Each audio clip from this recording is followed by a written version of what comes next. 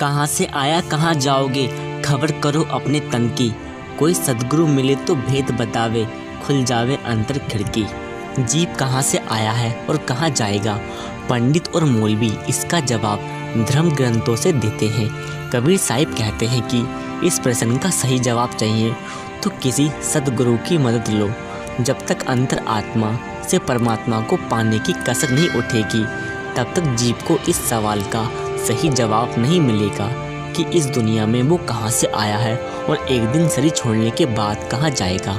आपने कभी सोचा है मरने के बाद हमारे साथ क्या जाएगा? ऐसी कौन सी चीज़ है जो हमारे मरने के बाद हमारे साथ जाती है? विचार करके सोचो। जब हमें कहीं दूर किसी यात्रा पे जाना होता है या कहीं घूमने के लिए, तो हम पहले सोचने लगते हैं और तैयारी करने लगते हैं कि मुझे वो लेकर जाना है, ये लेके जाना है, वगैरह वगैरह। हम पहले से सब तैयारी कर लेते हैं। क्या आपने कभी सोचा है जब हम इस शरीर को छोड़ के जाएंगे तो क्या साथ लेके जाएंगे? धन दौलत साथ जाती नहीं, हमारे रिश्तेदार वो भी साथ नहीं जाएंगे, यहाँ तक कि हमारी माँ जिसने हमें जन्म दिया है वो भी साथ नहीं जाती। तो क्या है वो जो हमारे साथ जाएगा? इसलिए कबीरदास जी ने कहा है, कोई सद्गुरु मिले तो भेद बतावे, खुल जावे अंतर खिड़की। कबीर कहते हैं कि एक सच्चे गुरु की तलाश कर लो। एक गुरु ही है जो उस परमात्मा से मिलने का भेद बता सकते हैं, और तुम उसकी भक्ति कर लो तो तुम्हारे अंदर की खिड़की खुल जाएगी। फिर तुम्हारे मन के सारे सवाल दूर हो जाएंगे। कबीर ने कहा है कि गुरु के द्वारा की जाने वाली ही भक्ति और हमारे अच्छे कर्म ही हमारे साथ जाते हैं और कोई साथ नहीं जाता।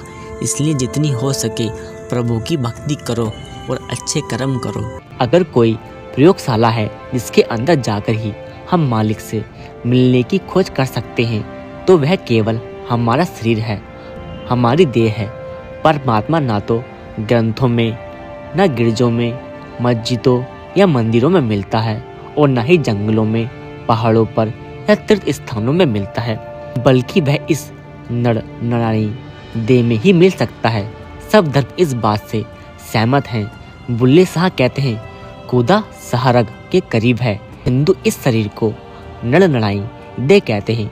गुरु नानक इस शरीर को हरि मंदिर यानी परमात्मा का मंदिर कहते हैं, और स्पष्ट शब्दों में घोषित करते हैं कि जो परमात्मा को शरीर से बाहर खोजते हैं वे अपने समय और शक्ति को व्यर्थ में गवा रहे हैं। इसी तरह ईसा मसीह ने भी घोषणा की थी कि हम परमात्मा के जिंदा मंदिर हैं और शाही बादशाह हमारे अंदर है। यहूदी भी इस शरीर को परमात्मा का निवास स्थान मानते हैं। यदि हम जन्म मरण के चक्कर से छुटकारा पाना है और इस जेल खाने से बाहर निकलना है, तो हम यह केवल मनुष्य शरीर में ही कर सकते हैं। मनुष्य शरीर 84 की सीढ़ी का सबसे ऊपरी डंडा है। यदि इससे नीचे फिसलते हैं तो हमें फिर से 84 की भूल भुलैया से गुजरना पड़ता है, और कौन जानता है कि फिर मनुष्य जन्म मिले, ना मिले या कब मिले। यह सवाल न्याय संगत है कि यदि परमात्मा हमारे अंदर है तो हमें नज़र क्यों नहीं आता, हम दुखी क्यों हैं? यह मन ही ऐसी रुकावट है जो हमारी नज़र पर पर्दा डाल देता है और हम उसके अलौकिक प्रकाश को देख नहीं पाते। इस मायावी संसार में मन और माया की गांठ बंधी हुई है। आत्मा मन द्वारा किए जाने वाले कर्मों में शामिल होने के लिए मजबूर है, जिस कारण यह मन के साथ ही नीचे की ओर खींची जाती है। मन और इंद्रियों के द्वारा हम बाहरी संसार से संपर्क करते हैं, लेकिन अफसोस की बात यह है कि मन खुद इंद्रियों का गुलाम बन गया है और इस कारण इसका झुकाव नीचे की तरफ हो गया है।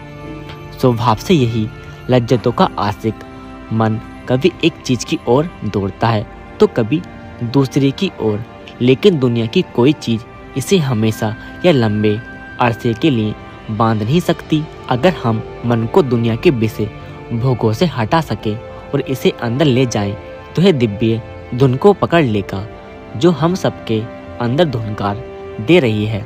वह इतनी मनमोहक है कि उसके संपर्क में आने के बाद मन फिर बाहर नहीं जाता और स्थिर हो जाता है। मन को शांत और स्थिर करने का कोई दूसरा अचूक तरीका नहीं है। कठोर संयम, कर्मकांड, तपस्या, कठिन जीवन और इस प्रकार के दूसरों उपायों का असर थोड़े समय के लिए ही होता है। राख से ढकी हुई आग की तरह मन थोड़ी देर के लिए दब तो जाता है, लेकिन जब 5 मनोविकारों की आंधी चलती है तो यह आग भड़क उठती है। जब यह अंतर में दिव्य धुन के साथ संपर्क स्थापित कर लेता है तब इसमें बदलाव आता है। फिर यह अपनी चंचलता को छोड़कर शांत और स्थिर हो जाता है और ऊपर का रुख अपनाता है, क्योंकि असल में मन भी एक ऊंची हस्ती का मालिक है और वापस अपने ठिकाने पर जाने के लिए उत्सुक हो जाता है। इसके बाद ही आत्मा इसकी जकड़ी ढीली होती है और मुक्त हुई आत्मा परमात्मा के चरणों की ओर तेजी से चढ़ाई करती है। यही शब्द योग या नाम भक्ति का मूल आधार है। अब प्रश्न उठता है, नाम क्या है और मन को उसके साथ कैसे जोड़ा जा सकता है। नाम 2 प्रकार का है, बड़ात्मक और धुनात्मक। बलनात्मक नाम बोला और लिखा जा सकता है। इसका संबंध संसार के किसी विषय, समय या स्रोत के साथ होता है। अनेक संतों ने अपनी भक्ति और निष्ठा के अनुसार परमात्मा को अनेक नाम दिए हैं। ये सब वर्णनात्मक नाम हैं। उनमें से कुछ उपयोग में न आने के कारण समय के साथ भुलाए जा चुके हैं।